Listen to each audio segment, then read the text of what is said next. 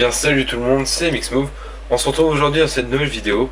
Dans cette vidéo je vais vous apprendre à réaliser un outil assez sympa pour la GoPro. C'est un convertisseur pas de vis appareil photo, donc du 1/4 ou 6 mm vers du fixation GoPro comme celle-ci. Donc comment j'ai réalisé cela? C'est vraiment très simple. Donc vous prenez un morceau de bois. Donc moi j'ai pris un morceau de bois vraiment qui traînait. C'était juste pour faire un petit test. Donc j'ai pris ce morceau de bois que j'ai coupé donc à peu près donc à la scie sauteuse à peu près à la taille d'une fixation GoPro. Donc j'ai tracé au crayon gris et après j'ai coupé. Donc c'est pas exactement la bonne taille, mais c'est pas non plus moche et c'est pas non plus gênant. Donc vous voyez que cette fixation n'avait plus de scotch parce qu'en fait le scotch était trop abîmé, j'ai dû l'enlever et ça pouvait plus tenir. Donc je vais vous expliquer après comment je fais du coup pour le fixer sur ce morceau de bois, mais d'abord je vais vous passer à l'étape un peu la plus compliquée on va dire de ce tutoriel, même si ça reste vraiment très simple. Donc une fois que vous avez coupé votre morceau de bois à la scie sauteuse, donc pour faire une forme à peu près jolie et qui ressemble à la fixation GoPro, ce qu'il faut faire c'est que donc tout d'abord faut prendre un forêt de 6 sur votre perceuse et percer donc à peu près au milieu, c'est ce que je vous conseille.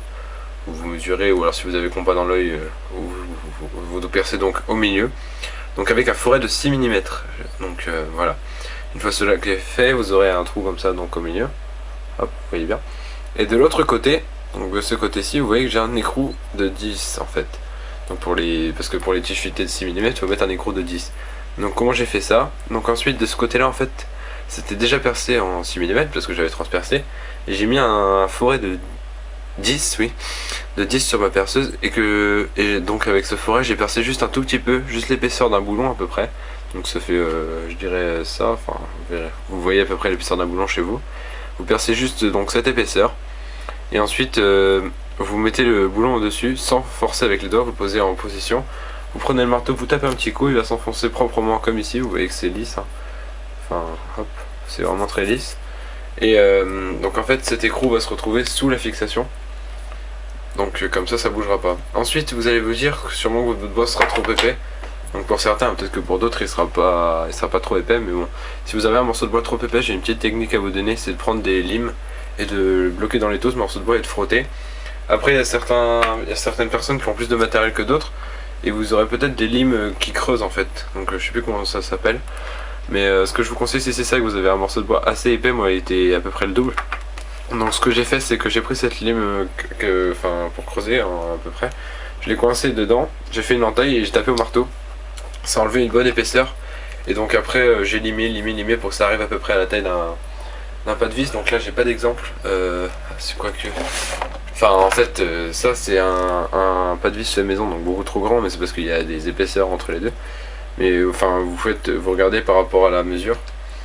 Donc celui-là je vais devoir le raboter un peu encore parce qu'il est un peu trop long. Si vous avez un raboteur aussi vous pouvez le faire au raboteur, mais c'est selon le matériel de chacun que je vous donne des techniques. Vous pouvez le frotter contre une pierre si vous n'avez pas de quoi que ce soit comme outil. Après ça sera long, ça c'est sûr. Donc une fois que vous avez limé tout ça, ce que je vous conseille pour que ça fasse propre, c'est de le limer avec une autre lime, une lime fine, pour que ce soit propre.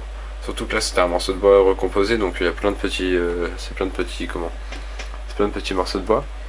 Et donc une fois que ça c'est fait, vous passez juste un petit coup de papier ponce et après ça fera quelque chose d'assez sympa et d'assez propre. Donc une fois que c'est fait, vous avez votre morceau de bois tout prêt, voilà. Et vous allez me dire ensuite il faut mettre la fixation. Donc vu que moi je n'ai plus le scotch comme je vous disais, j'ai trouvé une astuce très simple, je pense que vous l'avez déjà remarqué, la pâte à fixe. Vu que c'est pas une fixation qu'on va mettre sur un casque ou quelque chose comme ça, il n'y a pas besoin que ce soit très adhérent. Quoique la fixation pâte à fixe c'est quand même très adhérent. Donc si vous en doutez, j'avais déjà réalisé en fait la fixation, je l'avais déjà réalisée. Et j'ai dû enlever ma pâte à fixe, donc on voit le bloc ici. Et donc je préfère pas l'utiliser, c'est pour que ça soit plus costaud, justement. Et donc quand je l'ai voulu l'enlever, la pâte à fixe, j'ai vraiment galéré, j'ai dû y aller au couteau. Donc c'est pour vous dire que c'est quand même pas mal costaud, hein. Donc on va mettre environ 2 traits comme ça. Donc ce que je vous conseille, c'est pas de faire des boules, mais de prendre de la pâte à fixe neuve pour que ça tienne vraiment bien. Et que ça soit vraiment facile à mettre aussi. Donc hop, on prend comme ça. Ensuite on pose, ça sert à rien d'en mettre 3 tonnes non plus, hein. Hop. Ça sert à rien d'appuyer pour l'instant, posez juste en position. Hop. Hop. Puis je vais mettre juste un peu de sel qui me reste au milieu pour boucher le trou de... Enfin pas pour boucher mais pour me mettre par-dessus le trou du... Oula, j'en perds mes mots de l'écrou. Voilà. Donc, hop.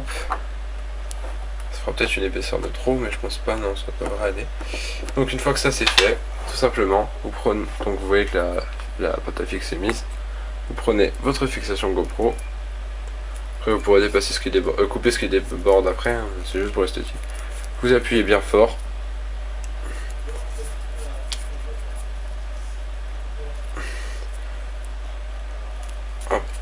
Alors, vous pouvez le mettre dans un étau, mais faites attention à ne pas casser la fixation et à ne pas trop serrer si c'est du bois pas très solide.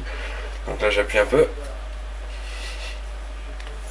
Voilà, donc maintenant ça se tient, hein, ça tient plutôt bien. Et vous allez voir qu'après une semaine ou deux ça va tenir vraiment encore mieux. La pâte à fixe c'est un peu comme la pâte à sel. C'est un peu, ça durcit dans le temps, donc ça peut être assez pratique. Voilà, j'espère que cette petite vidéo vous aura plu. D'autres accessoires GoPro vont arriver sous peu. Par exemple cette poignée dont je ne sais plus le nom, mais fait maison, c'est vraiment quelque chose de très simple. C'est une poignée de porte avec juste un morceau de PVC que j'ai trouvé dans mon garage avec une rondelle collée au pastelet à colle pour bloquer ce tube de PVC. Ça permet de tourner. Et donc là on peut fixer donc ici on peut fixer un appareil photo ou une caméra. Et donc on peut mettre mon convertisseur pas de vis appareil photo vers GoPro. Et donc là je pourrais mettre la GoPro bientôt. Hop. Et pouvoir filmer. Donc ça c'est pas le meilleur stabilisateur, mais ça permet de faire des plans assez sympas parce que c'est la caméra en fait qui sert de poids.